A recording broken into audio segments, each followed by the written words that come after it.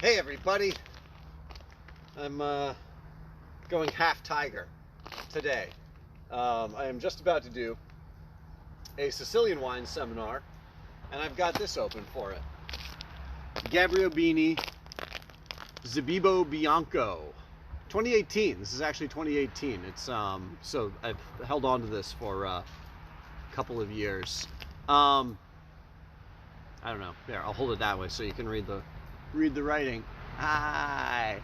So this is Sicilian, but this is from the Isle of Pantelleria. Pantelleria sounds cool. I'll say it that way. Isle of Pantelleria, which is 100 kilometers southwest of Sicily. So it's actually down closer to Tunisia. It's a 15-kilometer long island, about 2,000 people on it. No, 7,000 people on it. Famous for capers and wine. Famous for growing Zibbibo and making fortified sweet wine from it. Zibbibo is genetically, it's Muscat d'Alejandria, Muscat of Alexandria, which is the same, genetically it's the same Muscat that's grown all over the world, in France, in Spain. I mean, there's a bunch of different genetic versions of Muscat, but Muscat d'Alexandria, grown all over the world, including in southern Chile, where, you know, I've been going and drinking a whole bunch of cool orange wines made from Muscat. So anyway, that truck is not going to get through here. Too bad. Sorry, truck. Hi. I'm just going to finish up this video. Anyway, so this is made by this guy, Gabrio Bini, and I am about to break this cork, and I really don't want to. There we go. Made by Gabrio Bini, who was, I love the way that Zev Rovian describes him on his website. Zev says that he was an eccentric architect in Milan, and then he moved to the Isle of Pantelleria and became an eccentric winemaker. So he makes natural wines on the Isle of Pantelleria. Pantelleria is known pretty much for making sweet wines, but he does make a sweet wine, but this is dry. This is one of the wines he's really particularly famous for. Saragia is the name of his winery, of his estate. He has about 5 hectares of vines for Pantelleria, unusually high elevation. These are some of the highest elevation. They are 60-year-old bush vines, farmed totally naturally, hand harvested, fermented on the skins in clay amphora for 20 days, and then he transfers the wine and lets it age again in clay amphora for 3 months before he bottles it.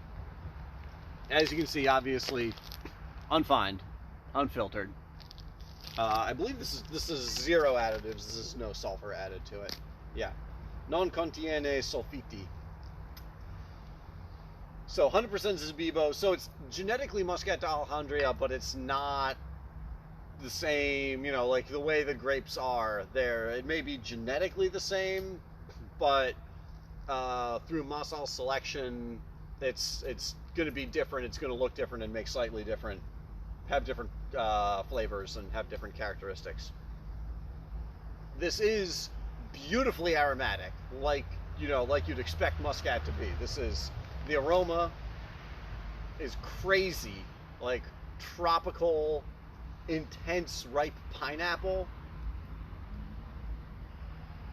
some mango,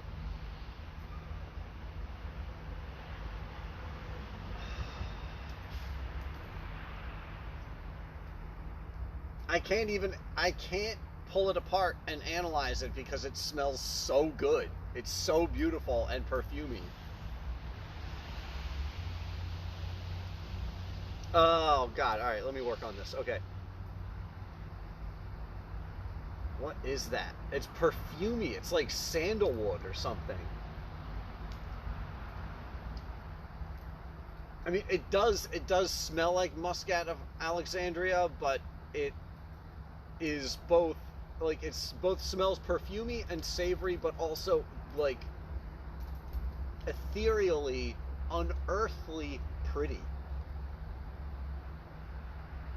God damn it.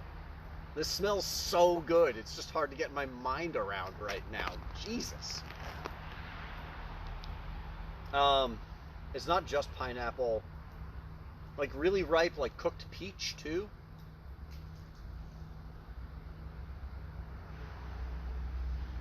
Really, really like just beautifully, perfectly ripe, like apricot off the tree.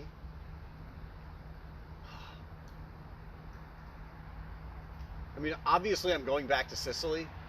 Hopefully, I go back to Sicily many more times throughout my life. I've got to go here eventually. The amphora that he ages this in, they're not even in a winery. He just buries them out in the vineyard. He actually sent me a picture of a bunch of new amphora the other day. I forget what they were. They were like 3,000 liter. They're big. They're like, there was a picture of him next to them, and they're like on their side, like leaning over, and he was like standing there with like a hand up on one. Like they are big, big beasts, those amphora. Anyway, okay.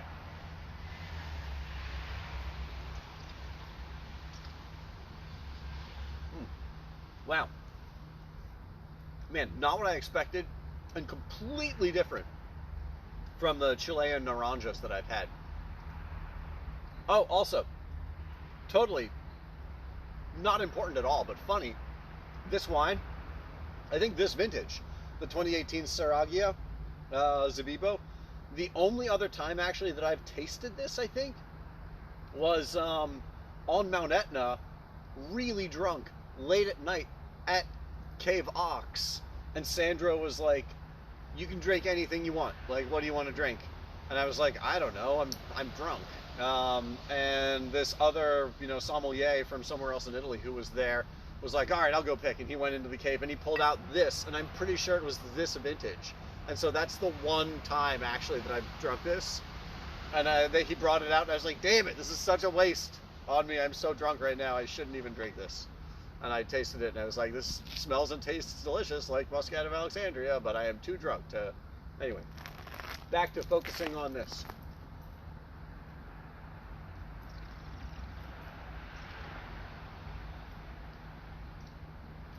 It's got a ton of fruit. It's meaty. It's waxy. The finish is really meaty and salty. There's so much salt. It's like, makes me think of bacon, like salted pork, like salted bacon or something like that. The finish is so meaty and savory. Wow.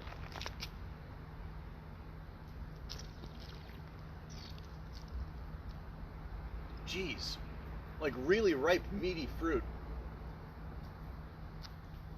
The only thing I can kind of think of, like, there are pineapple and peach flavors and stuff like that, like, but they're very ripe, and in some ways it's like cooked, like grilled pineapple.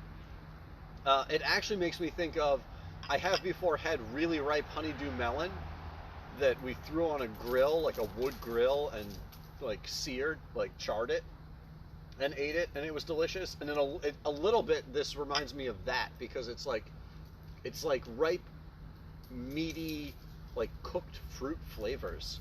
This is crazy. Boy, I don't remember any of this from 2 autumns ago on Mount Etna. Wish I hadn't been so drunk. Those, that's said that before. Anyway, this is amazing. I've got none of it for sale. This is the last bottle, and I'm using it for the Sicilian wine seminar that I'm doing via Zoom and everything right now. This is crazy. I look forward to getting more of this when it's available. It's always really nice to taste something like this, which is like $90, $100 retail.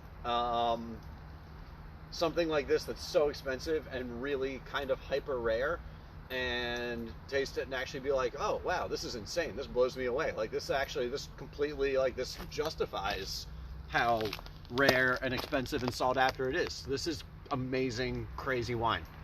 Well, Gabrio Bini, I look forward to getting more things from you. Thank you very much.